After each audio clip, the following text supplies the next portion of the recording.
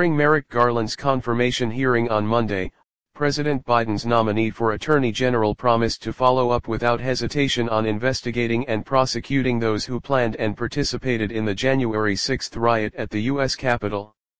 In the previous year, Grassley said, there have been numerous attacks, not only on other institutions of the government like the White House and the federal courthouse in Portland but on hundreds if not thousands of police officers who were injured, as well as on fellow citizens and their businesses. The Justice Department opened over 300 domestic terrorism cases due to that violence and started an anti-government extremism task force. So I hope you could commit absolutely, as you did for the Capitol rioters, that you will see those investigations of the 2020 riots and continuing antifa riots in the Pacific Northwest through to the very end. Garland gave the right answer. We investigate violence, he said. We don't care about ideology. It doesn't matter what direction it comes from, it doesn't matter what the ideology is. We have to investigate it. This is well and good.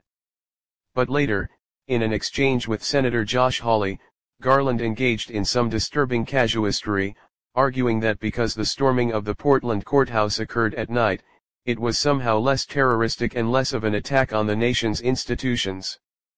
Hawley, Grassley, and other senators must make sure that, as Attorney General, Garland lives up to his commitment to treat all political violence equally.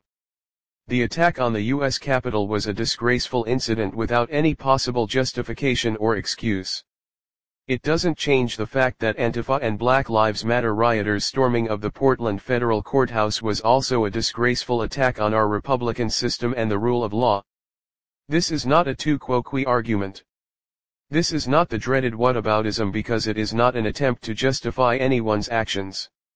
Rather, we state plainly that there must be one and only one standard for political violence, that it is unjustifiable no matter who carries it out, that its instigators will be hunted down and arrested, that it will always be prosecuted to the fullest extent of the law.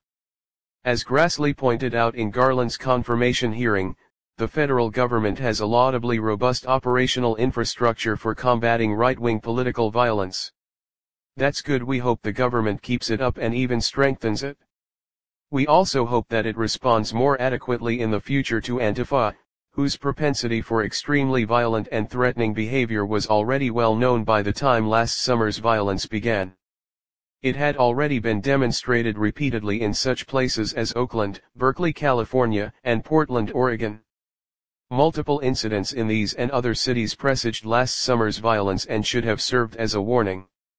These groups represent a threat to an open society and to democracy. Garland must see to it that they are monitored carefully and prosecuted vigorously, lest the nation experience another summer of violence in 2021. Thanks for watching this video. Please do subscribe All Media New York.